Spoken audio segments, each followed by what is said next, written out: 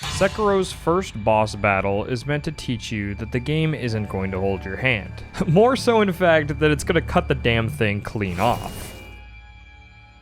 By all accounts, a new player has absolutely no business beating this first battle, and that's by design. You're taught about much of the Shinobi world within the starting prologue, but not nearly enough to go toe-to-toe with Genichiro on the first try. Wolf may be a skilled shinobi, but with you as his marionette, the poor guy doesn't stand a chance. That's okay though, because he's meant to lose an arm here. It's how he earns the name Sekiro, the titular one-armed wolf. But what happens if you do win? What happens if you maneuver Wolf like a pro and bring Genichiro to his knees?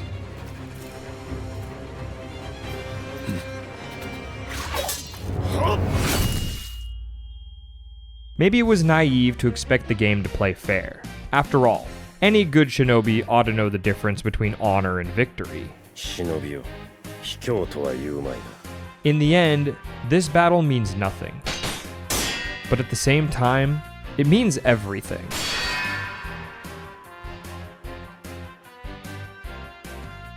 Sometimes in games, there are battles that don't matter, whether because a fight is scripted for you to lose, or an enemy is made too powerful to overcome. No matter what you did while you were playing, when the cutscene rolls, you still lose. Now we're even. But some losses sting less than others. Let's start with what this video is not about. This all came about a couple of months ago when my girlfriend played through Mass Effect 3 and had a run-in with the cardinal sin of video games, being forced to win a boss battle only to lose it in the cutscene. Wait, did they actually take this? What the fuck? It came to a head when she was robbed of her victory against Kai Leng in the third act of the game by a scripted loss. By all accounts, she was bodying this cyber samurai and had him completely on the back foot. But as soon as his health hit zero, the cutscene took over. You're gonna take me out with a ship? Undeniably, the game needs Kai Leng to win here for narrative purposes, but it goes about it in such a disappointing and frustrating way. I failed! And it wasn't even me! It was the freaking cutscene! Being forced to win just to lose is bar none the worst thing a game can do. But in my opinion, that makes doing the opposite feel like the best. The true pinnacle of forced losses exists among the games where battles that don't matter still hold value. When an unwinnable fight still feels like a victory, that's when a game does a forced loss right. This is a bad move! Even if the boss battle doesn't matter in the grand scheme of things, being allowed to win when you're supposed to lose makes a hopeless fight even more memorable than a fair one. There's no way we can win! So instead of looking at the other Kai Lengs of the gaming world, let's take a look at the scripted losses that leave you feeling like a winner. Imagine a game Too fast, too soon. I bet you were expecting a boyfriend narrator to come in and push up his glasses, but it was none other than I. The girlfriend is here to tell you all about this week's sponsor, NordVPN. Woo! Using a VPN is the modern equivalent of throwing up a smokescreen to protect your identity. Do you remember when you told me about fishing and I thought that you were actually taking me fishing? And contrary to popular belief, I don't always leave the house wearing my Animal Crossing head. The two of us like to frequent coffee shops when we're working on videos or doing our side gigs, and Nord acts as the perfect middleman between us and public Wi-Fi networks. So you see, my boyfriend's been using VPNs for years and has always been a proponent of me getting one. I don't blame him, because from personal experience, trying to keep me safe on the web is a full-time job. Luckily, he can now delegate the first line of defense to Nord to keep me safe from malware and phishing scams. When we first met, I remember how excited I was to tell him about the brand new iPad I had apparently won just sitting in my inbox waiting to be claimed. The file may as well have been named Trojan.exe, but your girl was clueless in the face of a shiny new toy. Needless to say, Nord's Threat Protection Pro scans files as you download them and will delete them before they can harm you, giving my boyfriend an extra edge in the war for protecting girls' computer. So if you're looking for some extra protection for you or your sweetheart, get our exclusive NordVPN deal plus 4 months extra with our link down below and the promo code BOYMEETSGIRL. If you're on the fence, with Nord's 30-day money-back guarantee, you can always give it a try with no risk. Remember to use the code BOYMEETSGIRL, and all the links are down below. Ah shoot, it smells like lunch is burning. Better hand things back over to him. If you're hungry for more girlfriend shenanigans and are looking for something to watch before the next Make My Girlfriend Play, consider checking out our Twitch. We might even be live right now for some of you. Hopefully we'll see you there. Bye!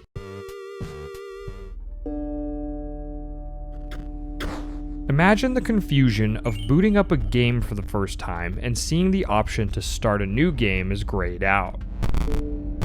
Rather than call it a roguelike deck builder, I'd feel more comfortable labeling Inscryption as a card-based, story-driven adventure game. The opening act sees you playing cards against a mysterious figure sitting across from you in a lonesome cabin in the woods. The figure's name is Leshy, and he's your main antagonist. Not only is he your opponent, but he's the game's creator, too. What you come to find out as you play is that he's making up some of these rules as you go. By design, this game favors his victory, and it's not until you've lost a few times before he's even ironed out all the mechanics. Total misplay. The Stoat loves throwing shade, Taryn. Things get fleshed out each time you lose, and although death means starting from the beginning, you always get to add a new and powerful card to the game. I never did ask your name. Death is a necessary part of progress, and Leshy will do his best to make you fail, which also means he'll play dirty to get his way. What? I had 5 points, so that would have been a ding, yeah. And then he just spawned bears right before the turn happened. It's so ridiculous. With that being said, if you're on your first run of the game and are doing particularly well, then Leshy outright cheats. After beating a boss, he'll declare that things are happening too soon, too quick, and then replace every card on his side of the field with grizzly bears, essentially setting up a one-turn kill and guaranteeing your loss. Uh-oh. Okay, well, here we go. Oh. Oh, too fast, too soon. Look at all those bears. Yeah, we are not able to win this. His eyes, normally glowing a faint yellow, now burn with a red hatred at you, the player, for beating him at his own game. Oh, he's mad. He's pissed. Perhaps even more embarrassing, this is your first time playing. You sure? I'm not sure. The 8 Grizzlies are almost always an instant loss, overwhelming even the strongest cards a player might have found. But let me emphasize, the Grizzlies are almost an instant loss. Oh, there it is, the scissors, okay. Particularly clever players may find a way to circumvent the grizzly bear guillotine. A common strategy is to use the scissors, which can cut a single card and remove it from play. Slicing a small opening in the barricade allows a strong card to punch through and go for the kill. And we win. Haha! There you go. That was dicey. Regardless of how it's done, beating back the bear barrage results in the game playing out like normal. Its attempt at forcing a KO enfeebled by the player's wit, and it resigns itself and returns to trying to defeat them the old-fashioned way, at least until the next boss round. Okay, careful now. The reward for overcoming this insurmountable onslaught is the privilege of playing the next round, and perhaps even going all the way. The real satisfaction, however, is in the eyes of the beholder. Check this out. This is a one-turn kill, Taryn. Ding. One-turn kill. What a starting hand. Wow. The bright red glow of animosity never leaves Leshy's eyes for the remainder of this run, and it'll be staring you square in the face for as long as you keep playing. Almost as if to symbolize the game's frustration for the player, and maybe even a little bit of respect for their cunning. Look at the red eyes. Like even the traitor. He's on a red eye flight, Taryn. No wonder he's pissed. When my girlfriend initially went off on Kai Leng and we got to talking about cutscene losses, it was actually her who brought up Sekiro in the first place. I was quick to jump to its defense, and the reason this video got made was because I wasn't really sure why. My main argument in favor of Sekiro's case was that you earn your defeat against Genichiro by beating him in a fair fight, and your reward is him having to resort to underhanded tactics to still win. A shinobi should know the difference between honor and victory. The game certainly does. The game may only offer a simple acknowledgement that you're more skilled than Genichiro, but it's also a cutting reminder that there's no honor among thieves. If you want to conquer the rest of Shadows Die twice, you'll have to get your hands dirty, at least the one you have left. It's an important lesson to learn early, and an important lesson to learn quick. The game will not fight honorably, so neither should you. This lesson is part of what helped the game click for me. Sekiro is at its strongest during its big one-on-one duels. Anytime there are groups of enemies surrounding a formidable foe, the best course of action is usually to stealthily pick them off before going after the big guy. It only takes a second to learn how quickly gank encounters end in Sekiro. The game has no qualms rushing you with every samurai at once, and don't expect them to take turns swinging either, because like Genichiro, they also can see the difference between honor and victory. The cutscene of the shuriken getting thrown is almost like a half-baked apology for cutting you down when you were doing well, and that respect is appreciated. Wolf losing his arm is your permission to do whatever it takes to win, and that point is made doubly so if you beat Genichiro. Sekiro. Use every tool in your arsenal and don't feel bad about it. Take every advantage you can to get back the divine heir and stave off this war. It's unfair to expect a game to always let you win, especially a story-driven one. Losing for narrative reasons doesn't have to feel bad though, and where Sekiro succeeds is by making your loss feel justified when it admits to playing dirty. They respect the player enough to own up to their duplicity, which I can accept. There wouldn't be much of a story if we just up and save Kuro here, would there? In fact, the last time we booted up Sekiro and got to Genichiro, I remember Terrence saying something along the lines of, imagine if you beat him here and the game just ended. Narratively, a loss must happen. But think of how much time that would save. We both laughed, like, yeah. But seriously, what if? When it comes to meta-narrative elements, my brain always jumps to Nipponichi Software games and their characters' propensity to acknowledge that they are, in fact, in a game. Correct! Isn't it standard for the last boss in a game like this to transform into his final form? At the beginning of Disgaea 3, Mao and his squad set out to defeat his father, the strongest overlord. Why to defeat the Overlord? To beat up my dad. After extensive research from the young lord, he discovers that the ones always defeating the demon lords in his comics and video games are heroes. All of the evidence shows that it is the hero who always defeats the Overlord. Therefore, I must become a hero! He kidnaps the aspiring young hero Almaz and steals his title with plans to use it in battle against his father. To make becoming a hero quick and painless, I took the liberty of stealing your title and opening my heart to it. The final battle of Chapter 1 sees you facing off against the Overlord, who, to no one's surprise, turns out to be way too strong for our group of level 12s to handle, hero title or not. That's the Overlord? What? This is the Overlord's hand? What I like about this battle is that it expects you to lose, but doesn't force you to try and win. You can sit in the center of the arena and end turn over and over again until your whole team goes down without hitting him once. Of course, you don't know that on a first playthrough. There's no way we can win. We have to run away. There's no need to run. Believe in my power. A hero's power. The Overlord is giant, so you're only fighting the palm of his hand, but the game almost baits you into thinking you've got a chance here. Each finger is reasonably leveled, and one by one, you and your party can surgically take them down. Wow, the pinky gone. Everything probably seems a-okay until you take out the last finger, and then this happens. Dad? Can't you just rest in peace? As our main group still needs to learn, the title of hero is earned, not taken. No, not the healer. Until that lesson is learned properly, our group won't be ready to truly battle Mao's dad. Wait, game over? This game over concludes Chapter 1 of the main story. The fight remains on the mission select with the Overlord in his true form at his true level. But mysteriously, the fight against the strongest Overlord disappears from the list of main missions after a certain point in the story. This is more than likely because the developers expect you to find ways to grow much, much stronger during your proper adventure.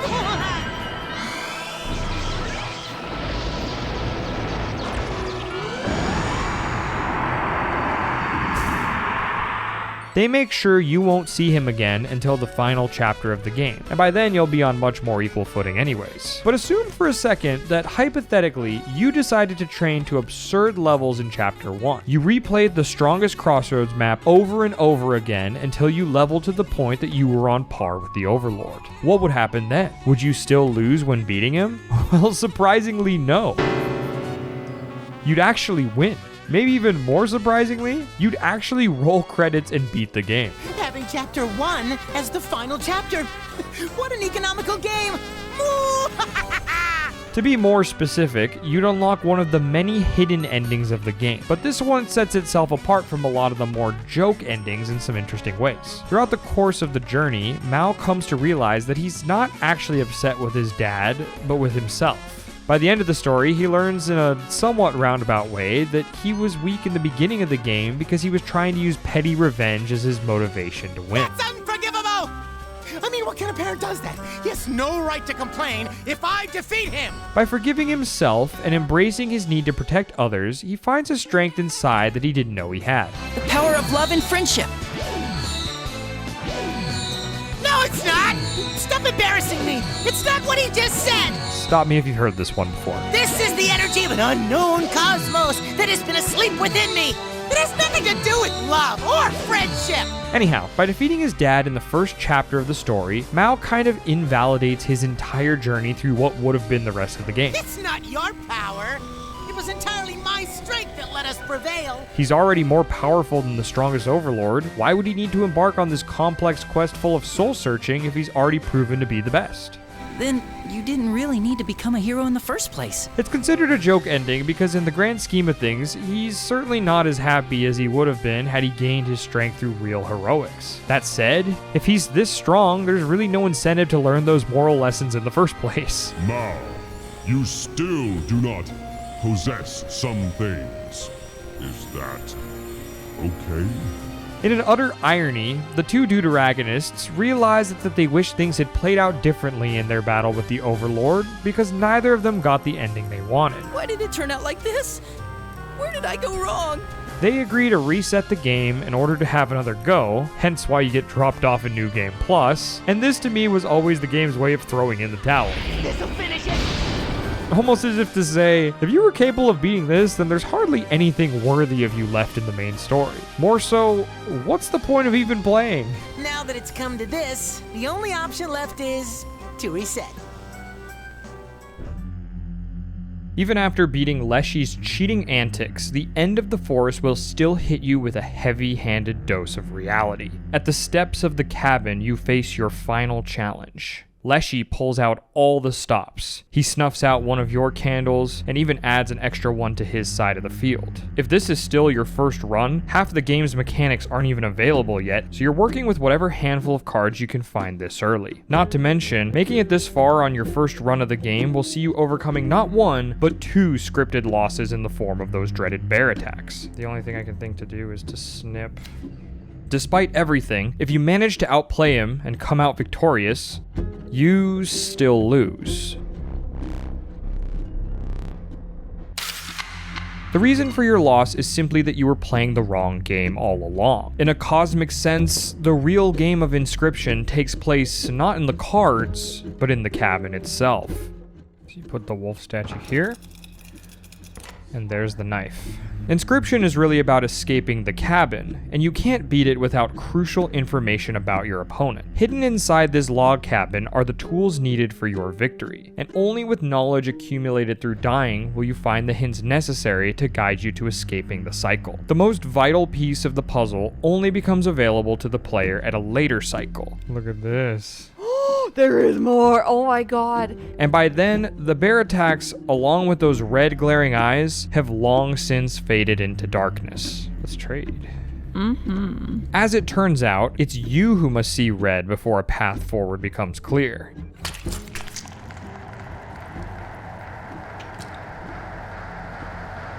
You could say the key to victory was hiding in plain sight all along. That one looks cool. Ooh. Oh, there's like secret messages? Until you've beaten the game for yourself, you won't understand what all of this means. But in short, this is exactly why the forced losses exist in the first place. The game wants you to realize there's a lot more to all this than just the cards. Take the film roll before he sees it. Now. There it is. Although, whether an oversight in the programming or an intended Easter egg for clever players, the red eyes on Leshy are undeniably a badge of courage for outsmarting him. Still red in the eyes. He's not thrilled. The satisfaction of beating someone at their own game is tenfold when you know that they're cheating. And in order to pull off a red-eye run, you need to be on the top of your game. Okay, well there's one down. The Stoat is kind of OP. Every move he makes, you've got to be one step ahead of him. Every time he changes the rules, you've got to continue to play fair, but still find a way forward. Even knowing that you can't get the film roll and put an end to the cycle on the first go, there's something so intoxicating about going for the win anyways. What is this? Weakening my moon with the stinky sigil. It makes no sense. Moons do not have a sense of smell. This is not how I imagined this battle going. Well, unfortunately, that's how this battle's gonna go.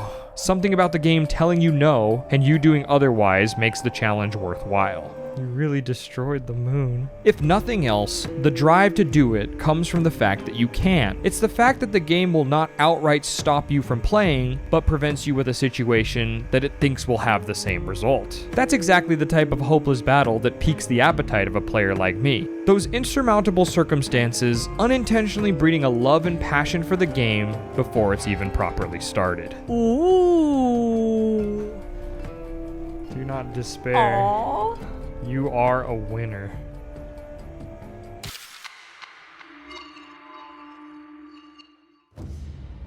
It brings us back to the question, in a game that can be played perfectly, how can they force you to lose?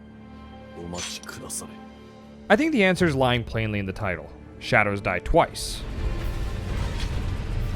If you haven't played Sekiro before, you may need an explanation about the revenge mechanic. Essentially, Wolf has the ability to come back from the dead after dying for a second chance against an opponent. So this is where you're like, wait, he knows about the dragon's blood? Like, he's recognizing what's happening. This mechanic mirrors his battle in the tutorial, as he was left for dead after being defeated by Genichiro, but then was brought back with a new arm and given a second chance to save his lord. He managed to escape death and will do so plenty more on this quest. If the answer to the initial question wasn't clear, the game is not intended to be played perfectly, at least not on the first go. On your first time through, when the story has the most weight to it, you'll probably make use of the Shadows Die Twice mechanic more than any of your future playthroughs. The same can be said for the tutorial battle, where you're much more likely to go toe-to-toe before getting your arm lopped off on a second or third playthrough. The forced failure serves as an introduction to the revenge loop that the game follows, and it sets it up wonderfully by developing this burning rivalry between Genichiro and Wolf early on.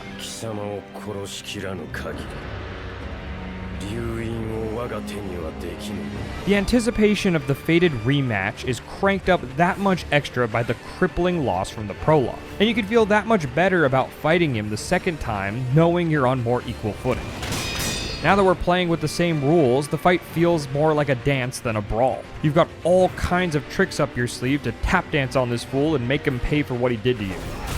Nice. Remember to not feel guilty about it. He already set the tone. We're just playing by his rules, which means that cheating is okay. Woo! The term lost the battle but won the war comes to mind when discussing these two, because that's what the first fight feels like. You may stumble at first, but in the long run, it's Genichiro that keeps getting his ass beat.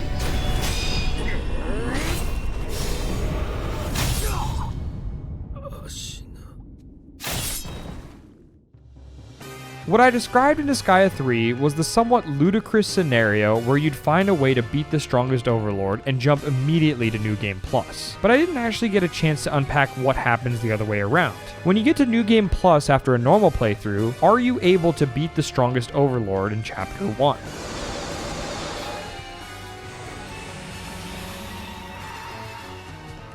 We actually can find the answer to this question in Devil May Cry of all places. Bear with me, as I understand DMC is a hard pivot from a tactics game. Although, does one ever really need an excuse to talk about Devil May Cry? One of the all-time greatest joke endings in gaming has to be in Devil May Cry 5. Within the first 15 minutes of the game, Nero faces off with the main villain, Urizen, in what's meant to be a one-sided, hopeless boss battle to set up our main antagonist for the game. However, if you're able to beat him, then the game essentially ends with a happily ever after ending. Is this my limit? Credits roll and everything. Sound familiar to Disgaea 3 yet? At the end of the day, it's just a fun little Easter egg, but there's actually something cool about it going on here. If you're unfamiliar with the series, Devil May Cry plays out using chapter select, so beating the prologue and getting the secret ending doesn't force a restart. It just asks you to go back in and lose next time. With that being said, it still technically counts as beating the game, and beating the game in Devil May Cry unlocks the next difficulty setting. You can essentially keep beating the prologue with each new difficulty unlock until you have them all. Then you have the freedom to play through the entire game at whatever difficulty setting you like. Let me bring this back to Disgaea 3. Like most NIS games, pretty much every character you encounter is playable in one way or another. Disgaea 3, taking place in an academy, sees you facing off against the rest of the student body, and the final act introduces you to the Diaz Gentlemen, the 10 strongest seniors enrolled at the school. Fear me, DS gentlemen! Power is justice, and justice is on tap! Aside from Salvatore, who has a major role in the overall plot, the other 9 are just palette swaps of other classes in the game with unique weapon proficiencies. But my true identity is DS Gentleman, member Sure Death Hellman Beyond X! How can so many ladies be gentlemen? As a minor side tangent, my personal favorite was always one called Setouo, a reference to Seto Kaiba from Yu-Gi-Oh!, who summons a Black Eyes Blue Prinny in battle with him and always refers to his HP stat as life points. Anyways, unlocking the Diaz Gentlemen as units in your squad is based on your new game cycle. Starting Cycle 2 unlocks Pretty Mask, Cycle 3 you get Beyond X, Setouo isn't received until Cycle 7. With 10 of them, you need to get all the way to Cycle 10 before you can have the full roster of them on your team. We're talking about reaching New Game Plus 10 on a 30-hour game. In all honesty, the Diaz Gentlemen aren't particularly powerful, so for me it lends itself more to being a completionism thing of wanting to have all 10 of them on my team. All that said, playing through the main story 10 entire times is a bit of a tall order. I love the game, but the meat of the fun is really in the post-game rather than the main story. If only we had a way to beat the game within the first chapter, which essentially would let us skip the other 8. Wouldn't that be convenient? Even with my evil wisdom, I don't know. Cause unknown. Of all the examples I talked about here, one thing seems persistent. They all exist to teach you the value of failure. Failure is an important part of growth. I'd even say a necessary part of it. There's no doubt that most people are going to lose these battles their first time seeing them, and that's kind of the point. The fun is in when you come back to the game having grown and learned from your previous mistakes. The satisfaction of standing your ground in the face of hopeless defeat and being able to push back when you couldn't before. You're gonna fail, you're gonna struggle, but you're also gonna learn. You learn what works and what doesn't, and hopefully how to be better next time. That lesson goes far beyond just games. When a story asks you to fail, spoiler alert, there's a solid chance it's going to be a satisfying story. Games are a unique medium because they ask for your participation, and sometimes the game needs us to be worse than we are at it. The beauty of these battles that don't matter is that when you come back to them as a veteran, they suddenly have meaning. Whether that be a shortcut to extra post-game goodies for a player who's on their 2nd, 3rd, or even 10th cycle, or the satisfaction of beating a cheater and outsmarting him at his own game. Sometimes, it's as simple as feeling like the game was impressed enough by your efforts that it respected you for getting one over on it. When unwinnable fights still feel like victories, a forced loss means something. At the end of the day, if these battles meant nothing, you wouldn't be trying to find a way to win in the first place. Look. What's this? It's the new game button. Thank you to everyone who made it this far into another essay. I want to take a quick opportunity to shout out that Taryn and I recently launched our merch store and have been so excited seeing everyone's response to them. Buying merch is a great way to support us, and it helps get us closer to Taryn's goal of one day running into someone wearing a t-shirt with her face on it. I'll take another moment to thank our patrons, who play an instrumental role in our ability to create videos for you all each month. Extra special love goes out to our 6 wheels: Daniel Rogers, Gizmo, Isaac Fogan, David Webb, Mace, Albino the Infernape, Gray is Sleepy, Shaneboy 1888, and Cerberus. There's another Made My Girlfriend Play in the works, and Tarney's already back in her cage. So until next time,